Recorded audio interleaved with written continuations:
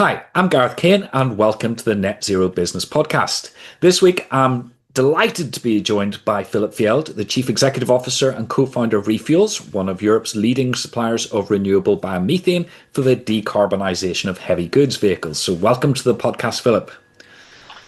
Thank you very much. And glad to be here and thank you for having me.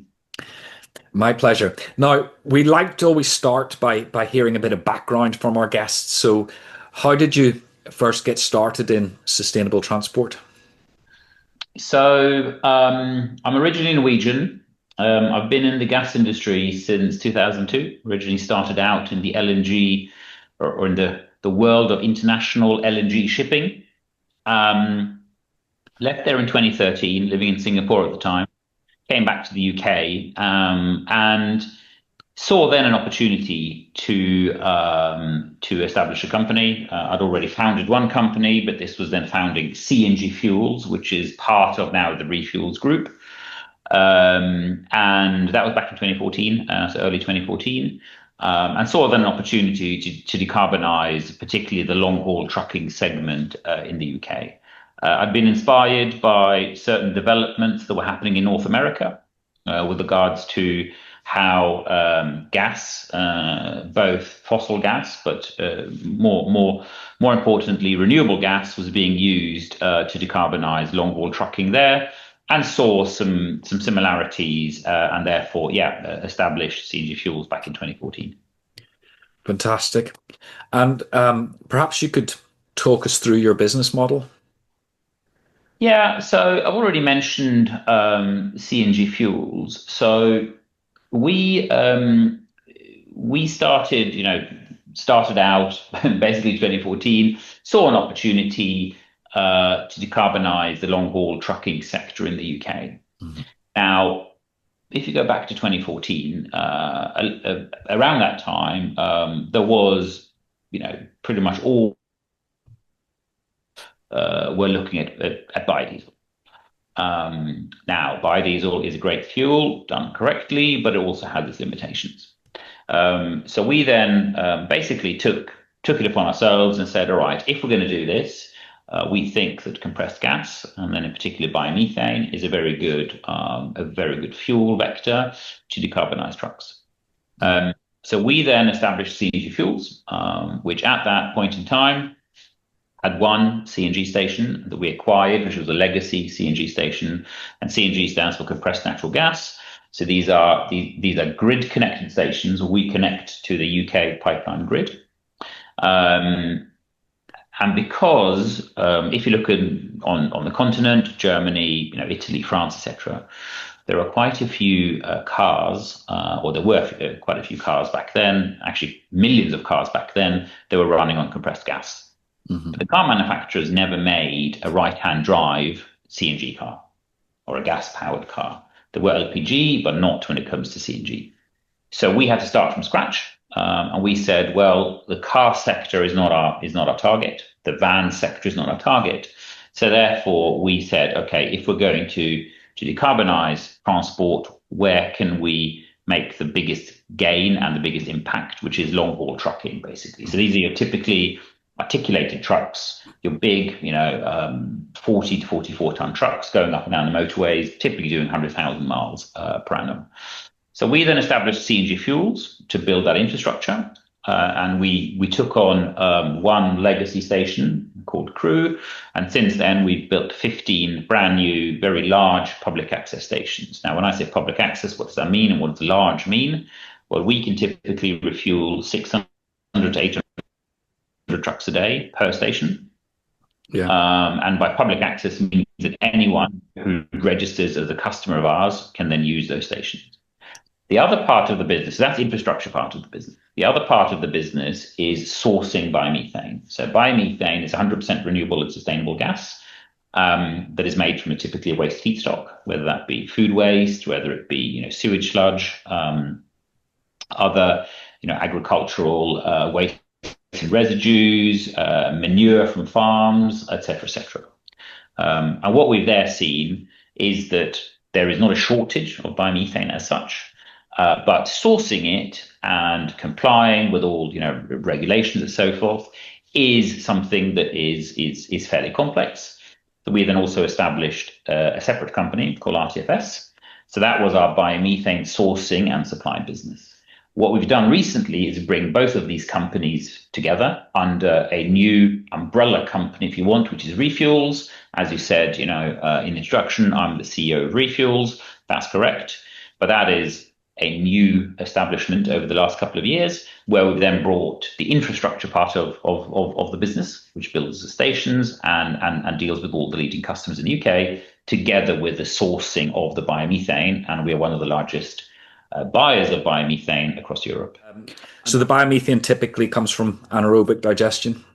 That is correct, yes. And depending on your listeners here, they may or may not know what that is. But basically, that is a tried and proven technology that's been around for many, many decades. And in the quest to decarbonize, it's very often the kind of the overlooked solution, because policymakers, politicians, entrepreneurs, they have sometimes a fascination for doing something that's brand new technology, something that requires technological innovation. As such, what we do and what the AD industry does is it's now about optimizing existing solutions that have already been out there. And as such, we often talk about biomethane and AD as sort of the overlooked and to somewhat unloved child, if you want.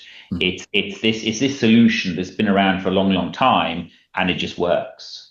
And it's actually a mega trend going on at the moment. So if you look at the amount of capital that's currently being invested into expanding AD production, so expanding biomethane production across Europe, about 6 months ago, I think it was, the European Biogas Association, the EBA, announced that they were tracking 27 billion euros that was going to go into increased biomethane production over the next 5 years.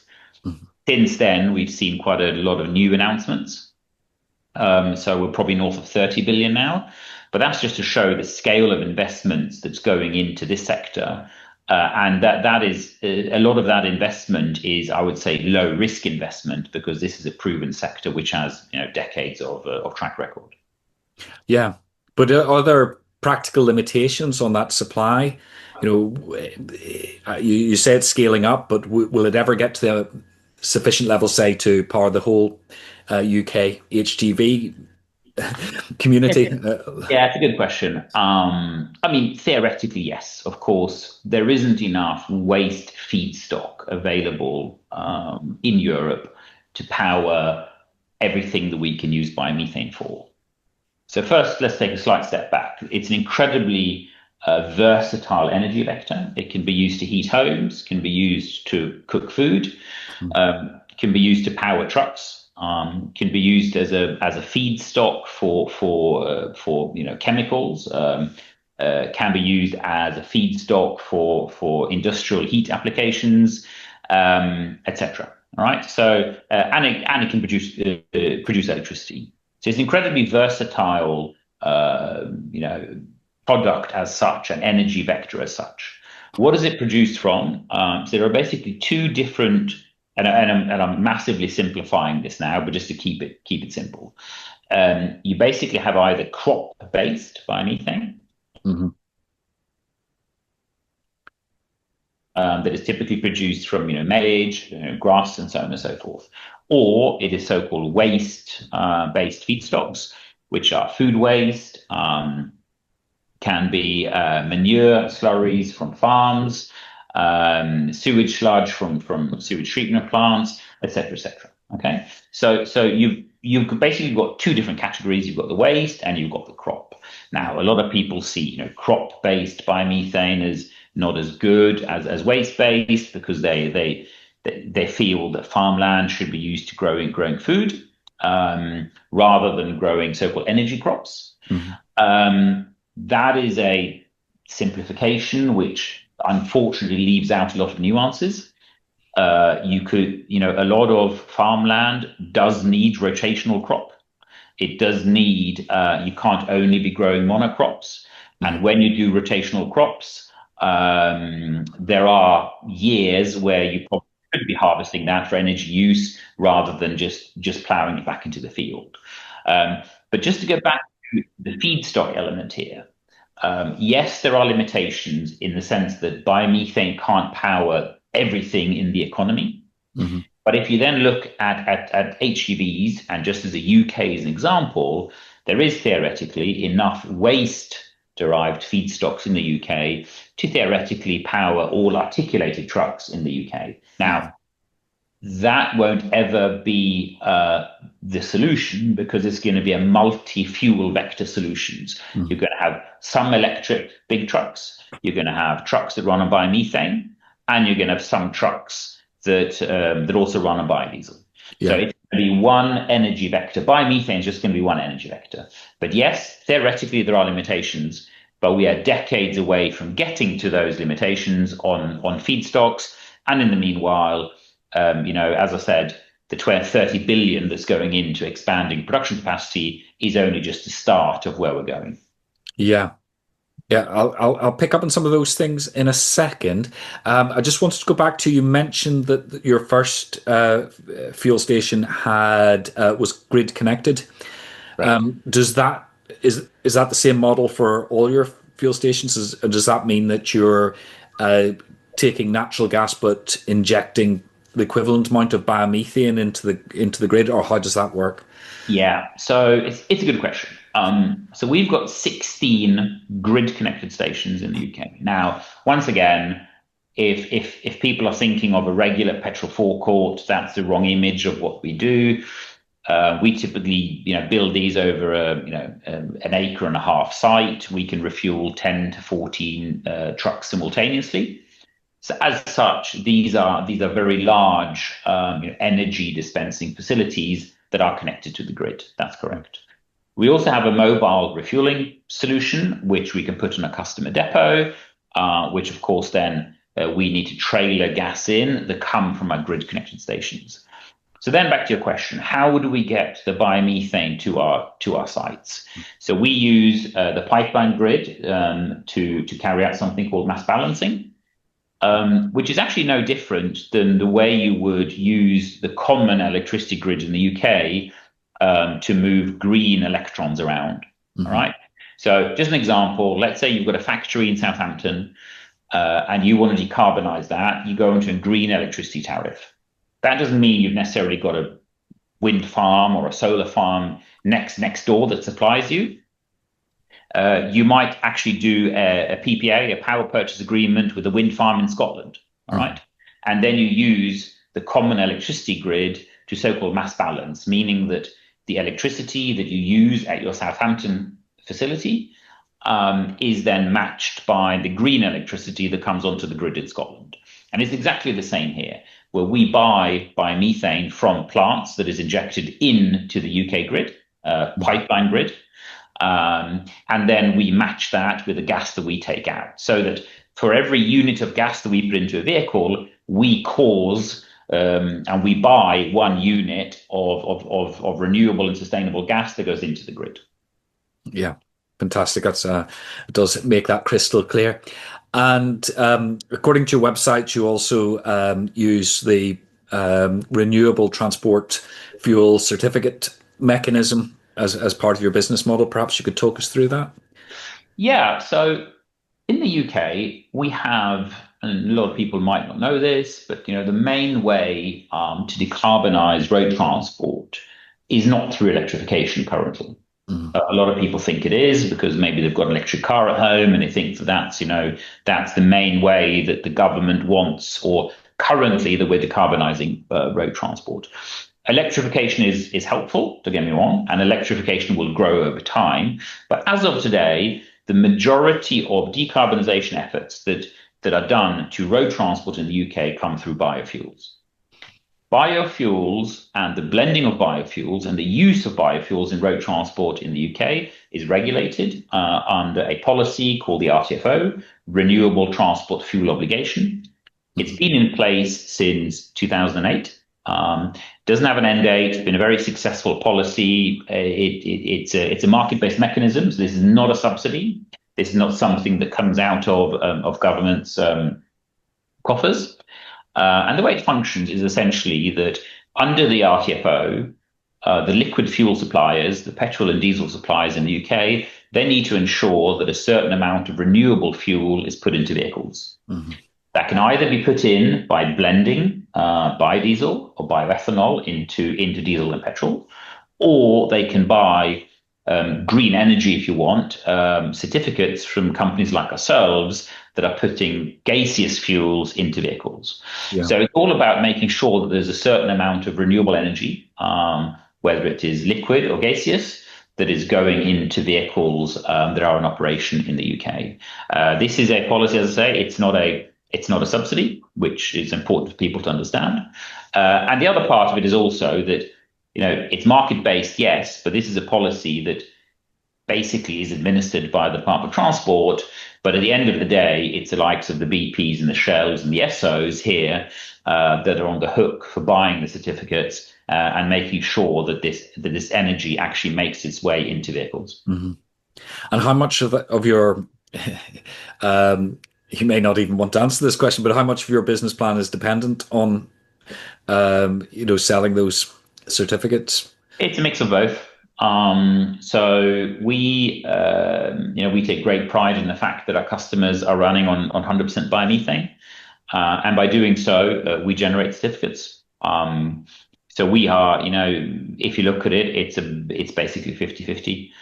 So our exposure as such is, there's 50% on the infrastructure, and then there's 50% on the buying and sourcing of biomethane, and of course generating certificates and thereby evidencing that we are putting renewable energy into the overall UK transport sector.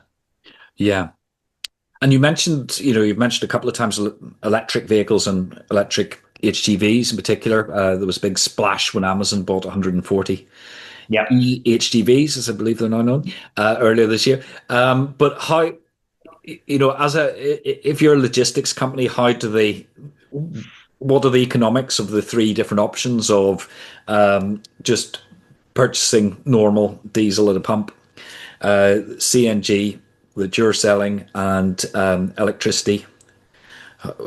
Yeah, so it's a good question. And maybe I'll just, give a bit of context as well. So as of today, 100% of the energy or, fuel that we provide to our customers is biomethane, renewable and sustainable biomethane from a waste feedstock. We are not anti-electric. We're not anti-hydrogen. We're not anti-biodiesel. We are pro any renewable energy vector that can go into vehicles. I sometimes say that, if someone comes to us and says, I can run my trucks on pixie dust, renewable pixie dust, can you please find a way of supplying it? We, as an entrepreneur, we will find a way of helping our customers to get hold of pixie dust that they can run their trucks on, right? So as such, we are energy vector agnostic. And if our customers tell us, listen, at your stations, Philip, we'd like you to provide fast charging for our big trucks, then we'll find a way to do it if it's possible to do. Yeah. Okay. So what we're currently seeing is, to get your answer to answer your question. And I'll deal with biomethane or bioCNG and diesel trucks first, and then I'll get into the electric one because there's a bit more complexity around that one.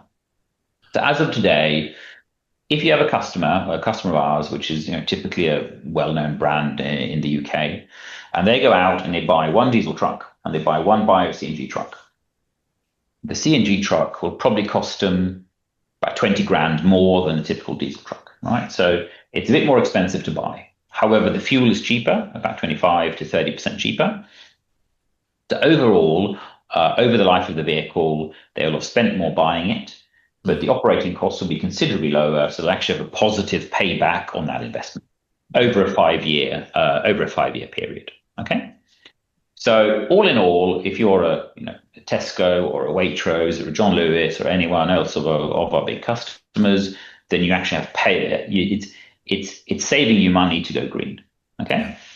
Then you look at the electric part of it, and this is where it becomes complicated, because As of today, the electric vehicles are considerably more, electric trucks are considerably more expensive.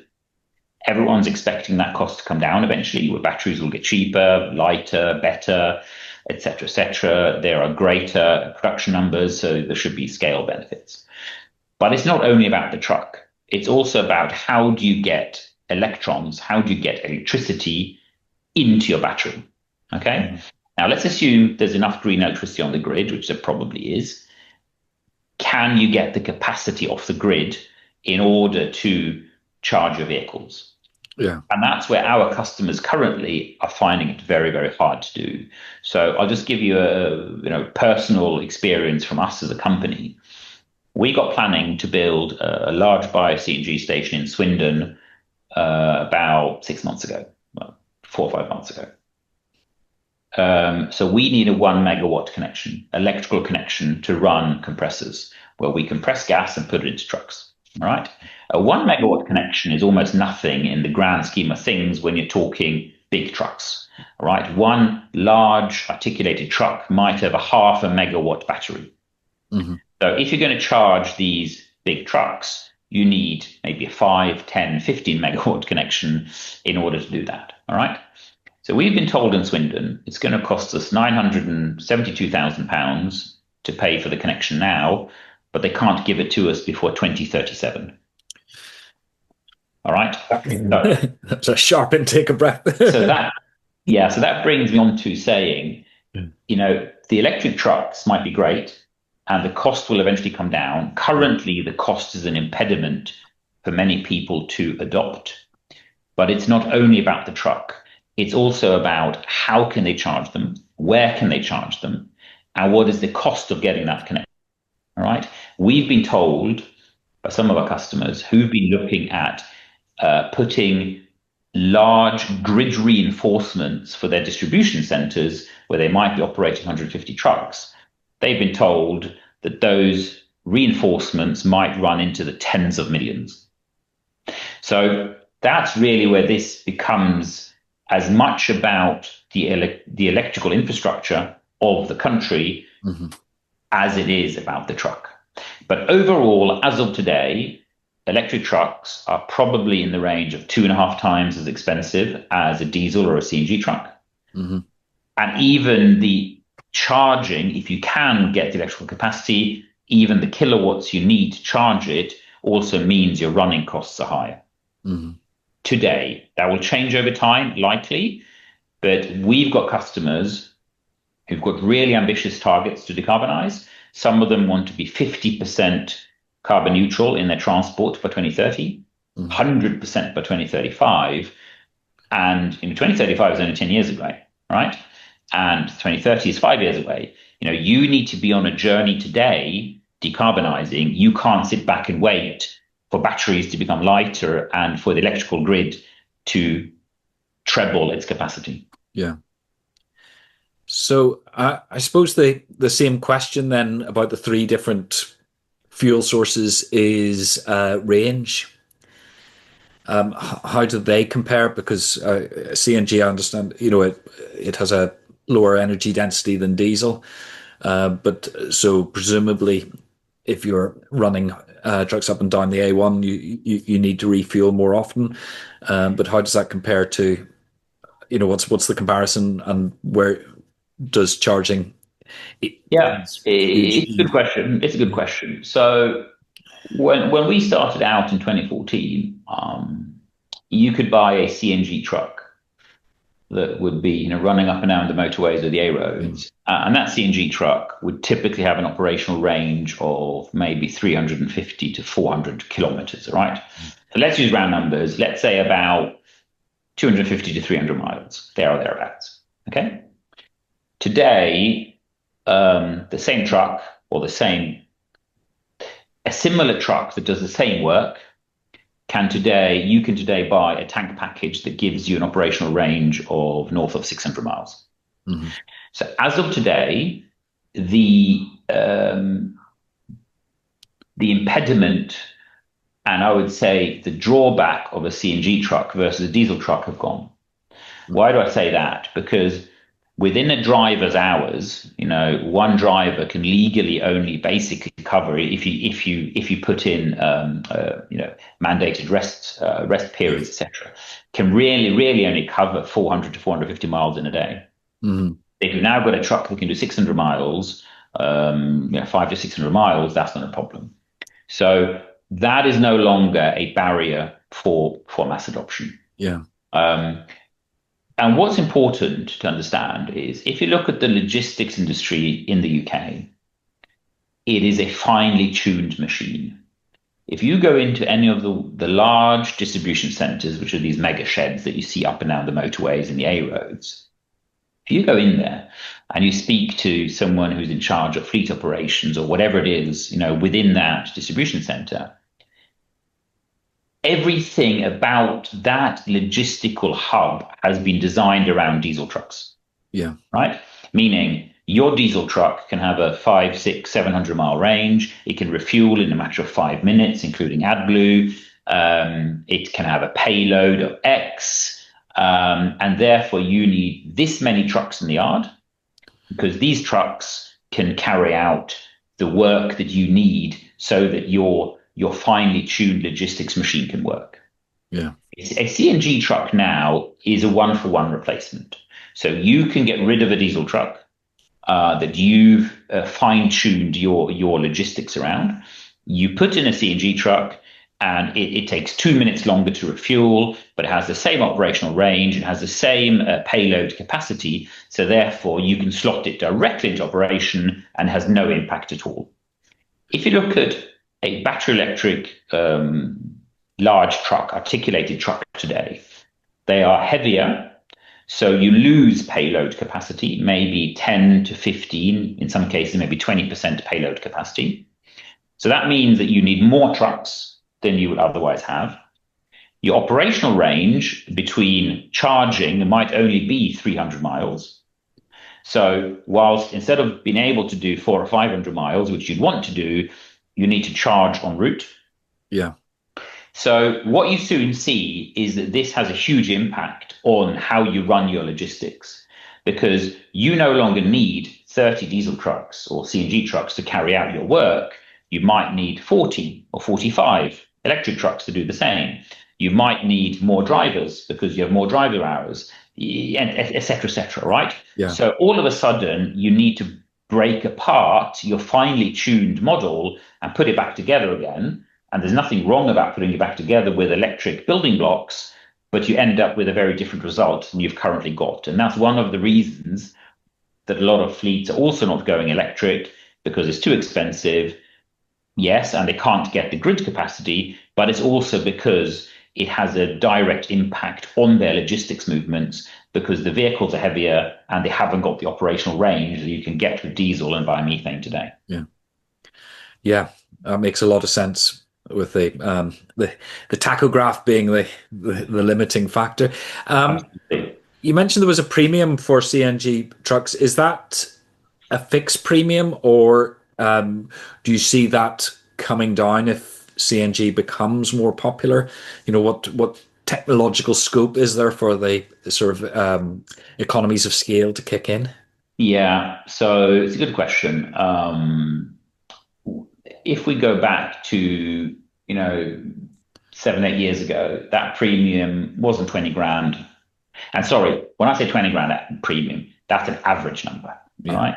Because some of the smaller fleets, they might need to pay more, and some of the larger fleets, the Amazons of the world, they have huge purchasing power, all right? But what we saw previously, going back 6, 7, 8 years, that was probably 30 grand, maybe more than 30 grand. So it's come down. What we're hearing from the manufacturers is that, or we would, based on feedback we're getting, there are more and more CNG trucks being built. We would expect that premium to continue to come down over time. Mm-hmm. We've also seen the maintenance premium come down as there is more data on maintenance, and therefore we're seeing that premium come down as well. If you look at North America, which is further ahead with regards to adoption of gas trucks and have had them on the road for longer, and therefore have more data from second owners and third owners of them, because they've got a fairly well-functioning second market over there, what we're seeing is that maintenance is on par or actually lower than diesel over time, and that the cost there as well has come down. So yes, we're expecting that cost premium to over time come down, but it very much also depends on who the buyer is. If it's a large fleet today, they might very well be able to get almost diesel parity already from the manufacturers, because the manufacturers want to sell alternative fuel trucks. They have to sell alternative fuel trucks or they will get fined for continuing to sell diesel trucks, right? So that's an important aspect here as well. It's not just only about demand pull from our fleet customers, it's also about supply push by the manufacturers, because they want to sell alternative fuel vehicles such as CNG trucks and battery electric trucks so that they can reduce their potential fines that they will get from the EU. Right. Oh, you said from the EU. I was wondering if it was part of the government, the UK government's mandate, but this is EU regulation too. Yeah, but these vehicles are being manufactured in the EU. Yeah, and of course, a lot of them will travel backwards and forwards across the English Channel. Yeah. Um, so, what is the scale of market penetration at the minute for CNG trucks? Yeah, so it's a good question, and it's low, but it's growing extremely fast. So here are the numbers. There are about 165,000 articulated trucks in the UK. Hmm. When I say articulated trucks, for those who are listening to this, that is basically a tractor unit and a semi-trailer or a trailer on the back. All right, so these are the big units you see going up and down the motorways and the A roads. So about 165,000 of those in the UK at the moment, at this point in time. There's about 2.5% of those, that leaves you 97.5%. About 2.5% of those are running on biomethane. Yeah. So there's still a lot of market penetration to do here, but it's growing rapidly. So we've got visibility on about 800 there or thereabouts, 800 customer orders that will utilize our station network alone over the next 12 months. So this will grow rapidly going forward. And it's fair to say, our growth has been constrained by the fact that we haven't had a so-called 6x2 truck available on CNG in the UK. And I'll just give that a bit more context. We basically have two types of articulated tractor units in the UK. We have a so-called 4x2 that typically can go up to 40 tons of total, or 38. Some can do 38, some can do 40. So 40 tons max of total combination weight. That has a one rear axle at the back. And because it's got one rear axle at the back, there has been more frame space along the side to put CNG tanks, which are long, kind of like scuba bottles, just for a bit of visual aid here. So there is more space for those, and the truck manufacturers have prioritized building those and bringing those to market. Yeah. In that market, there are about 22,000 of these registered in the UK, so 22 out of the 165,000. In that market today, there is a 10% CNG penetration. Yeah. Right. So it's come much further. Mm-hmm. If we then, however, look at the 6x2, the manufacturers have really only brought those out in the last year, because it's a bit of a UK specific product. And of course, they've got lots of other markets they need to do R&D for. So they were late bringing those out. That market is a 6 times larger market than the 4x2 market. That market, we're only now starting to see market penetration.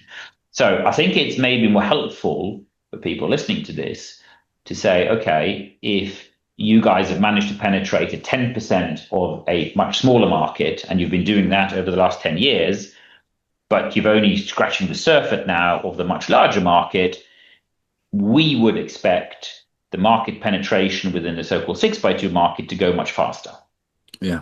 So therefore, 2.5% today, give us another 3-4 years, we should be probably in the 5% plus, somewhere between 5 to 10% overall market penetration for articulate. Yeah.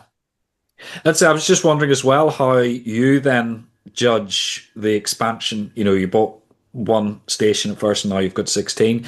How you judge that expansion? Presumably, you have to track the uptake of these vehicles, and it sounds like you do deals with those particular Yeah, customers rather than it's not like pulling up at a standard filling station correct. and plugging in. But perhaps you give us some insight on how you actually sort of plot the future for yourselves. Yeah, it's a constant it's a constant, hopefully well choreographed dance in the sense that there's no point us building a station somewhere where no trucks are going to use it. Yeah. And there's no point, well, our customers can't order trucks in a location where we haven't got a station. All right. Mm-hmm. So whether we like it or not, our station rollout and operations are joined at the hip with our customers' plans and ambitions to adopt. Mm-hmm. Okay. So we need to move in lockstep and in sync with that. Now, that's easier said than done because we can't perfectly time exactly when we get planning approval for a station. All right, planning approval for a station can take us 6 months, it can take us 18 months. There's nothing controversial about what we do. It's just that we've got a semi-broken planning system in this country, and unfortunately, some planning authorities are fairly speedy, and some are just hopelessly slow. All right, we might have a fairly complicated gas grid connection that can take us 9 months rather than 4 months. All of these things, right? So we always need to be in very, very close dialogue with our customers as to know what their plans are, what areas would they like to, where would they like to adopt CNG trucks next? Because a typical customer of ours don't just have a fleet in one part of the country. All right. One of our supermarket operators might have 10, might have 15 large distribution centers around the country. Each one of those centers might have 60 trucks. All right. Just an example. So just because we are now covering 4 of their distribution centers doesn't mean that we're done. It means that we need to build more stations so they can adopt more. And once we've built it there, then it's available for them, but it's also available for all the other fleets in the area. Yes. So here we are trying to move in lockstep, which is easier said than done because of all of the variables that I mentioned. But we're in very, very close dialogue. And, just as an example, an hour ago, I saw our land team. We have an in-house team that secure land, get planning, etc. There was a quite active discussion going on internally about a new location that were now being requested by a customer to build a station. Mm-hmm. Now that doesn't mean we can start building tomorrow. Clearly, it means you have to secure the land, get the planning, and then we can start building. Building it is the easy part. Often securing the land, negotiating with the landowners, doing the surveys, getting planning can take us 2 to 3 years. Yeah. So we need to be on the ball, if you want, with our customers well in advance as to when they would like us to open a station somewhere else. So this is as I say, it's a finely choreographed dance, if we can call it that, but it has many complexities within it, which is why we've got 16 stations today, which theoretically can refuel about 11,000 trucks a day. Mm-hmm. Now, I mentioned there are 165,000 articulated trucks. So 11,000 trucks is a very small number out of those. We could even get to having 100 stations and we'd still need a bit more stations. All right. So we've got a lot more work to do so that our customers can truly hit that mass adoption part of the curve that they're all trying to get to. Yeah. I'll give you a background to my next question because I'm fascinated constantly at the difference between, organizations like yourself who have seen an opportunity and are exploiting it ahead of the curve somewhat, and then the legacy operators in the sector, and if and when they pivot. So you can see it in the electric car market, where the global market is dominated by Tesla and BYD, who have always been EV manufacturers. They've never produced fossil fuel or internal combustion engine vehicles. So is there any barrier to entry for one of these large filling station chains? to um, to put in one or two CNG facilities on their existing sites and steal your lunch? You know, would they have difficulty doing that? So it's a good question. If we just look at what is the market we're going after? The market we're going after are the big trucks, right? The big trucks don't typically pull into your local, Shell or Jet or Esso garage, because those are basically for cars and for vans. All right. So putting a articulated 44-ton truck in there is going to be challenging. So they will use dedicated. If they use public access refueling, they will use dedicated facilities on the motorway service areas or for other more truck-friendly refueling facilities, maybe at truck stops, etc. Yeah. Okay. The vast majority of articulated trucks today, which is our core market, use bunkered diesel on site. So they have a distribution center, and on there they put, they've got 30, 40, 50 trucks. They have their own diesel tank on site that gets replenished 2 or 3 times a week, and then they fill up their trucks there. All right. That's not a model for alternative fuels because one, every single distribution center can't have its own 3 megawatt connection to charge electric trucks. And every single one of these can't have their own CNG station or LNG station or something else. So therefore, we are looking at multi-user facilities, large multi-user facilities. So as such, it's not really about repurposing 1 or 2 lanes at existing forecourts. It's more about looking at building something that's multi-user and building from scratch. If you're then building from scratch, this is how it works. So I briefly mentioned it. Today we've been contacted by a customer who wants us to look at a specific area. It's handed over to our land team. They will go after that area. They'll find 3 or 4 plots of land that may or may not be suitable. Those plots of land, they need a gas connection. We need a good electrical connection because we need a 1 megawatt connection, not massive, but we do need one. They need good planning prospects, no newts, hopefully, no issues with Mother Nature, with getting things through, preferably not a flood zone, and so on and so forth. Right. So once we've then found the desired plot, we have to negotiate with the landowner. It might take 6 months, might take a year. Then we have to do surveys. Then we have to do a planning submission, which can take 6 months, 18 months. So on average, it takes 2 to 3 years from you've found an area till you're actually ready to put a spade in the ground. And then it takes 9 months to actually build. That's a function of time, not money.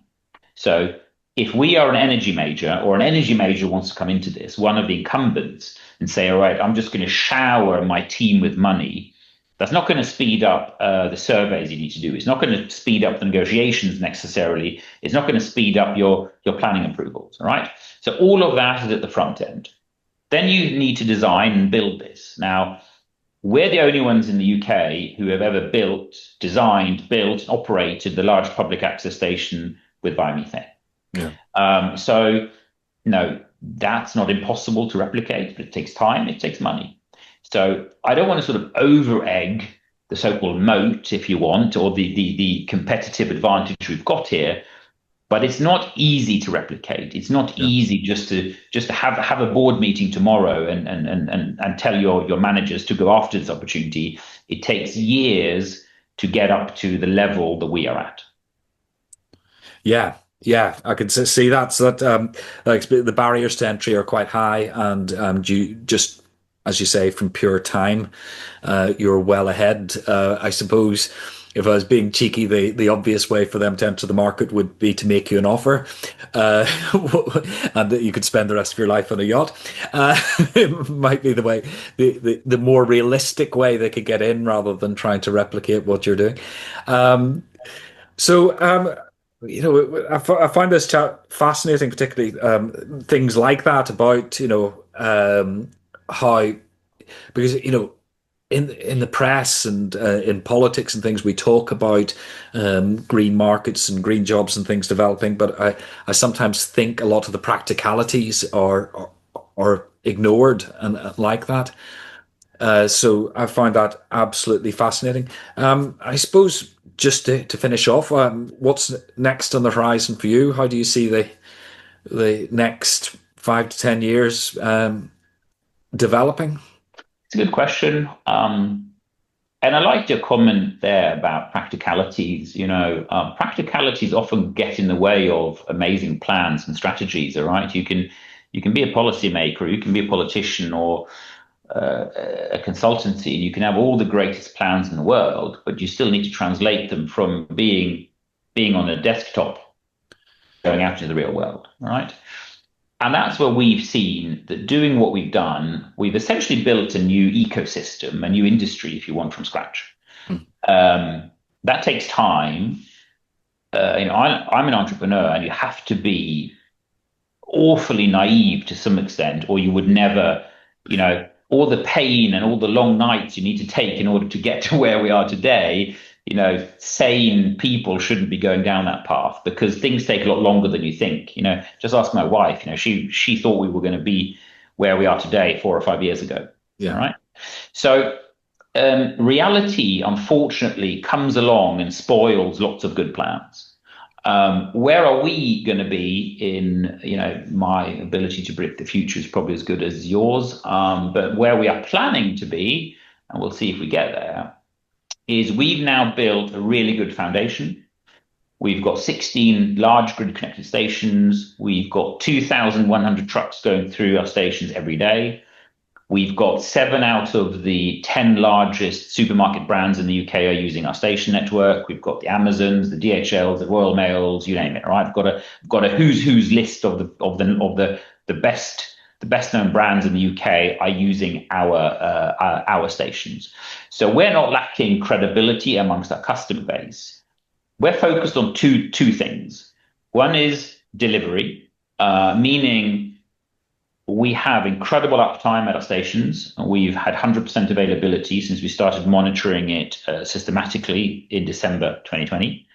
Our customers rely on us because if you've got a truck in a certain part of the country and you've got 30 trucks at the distribution center and our station goes down, you can't just nip down to your local Shell garage, all right? So for us, it's about continuing to do what we have done well, but we can always improve, which is operational excellence, to make sure that our customers can see this as a really good way of decarbonising. The second one is really about growth. We need more stations. Building infrastructure in this country is incredibly hard to do because of the stuff I mentioned, because of the planning regulations, because of all of the stuff that's come in recently on, biodiversity net gain. And I'm not saying that we don't care about the environment. We love the environment, all right? But there are just certain things that have been implemented over the last 2, 3, 4, 5 years, which are huge impediments to getting anything built in this country. So we need more growth. So our focus going forward is going to be twofold. One is to continue to provide an excellent service to our customers and make sure that we continuously are on the front foot with having uptime and giving them the best experience possible. And the other one is growth, more stations, so we can cater to even a larger portion of our existing customer fleet and new customers. And that second one, that's the one that's really challenging, just because of doing anything that's infrastructure related in this country at the moment is a tough job, and it's something that's really really something I don't envy anyone else trying to do. And unfortunately, we are in the business of doing it, so we have to put up with it. I'm guessing from the way you talk, you kind of enjoy maybe type 2 fun, but you kind of enjoy the challenge of taking that on. True. I'm probably a bit of a masochist, really. I mean, you have to be a masochist for trying to roll out infrastructure in this country. So, no, listen, I thoroughly enjoy it. We do. We've got an amazing team that have gotten us to where we are today. But as I say, I just wish that government, whichever party they are, Conservative, Labour, we're working under both, and it's not getting any better. So, someone somewhere just needs to cut through and help us all get some infrastructure developed in this country. Brilliant. Well, on that note, just leaves me to thank you, Philip, for joining today. I think that's been absolutely fascinating, and very clear and comprehensive answers to all my questions. So, thank you very much indeed. Thanks, Gareth. I appreciate you having me on.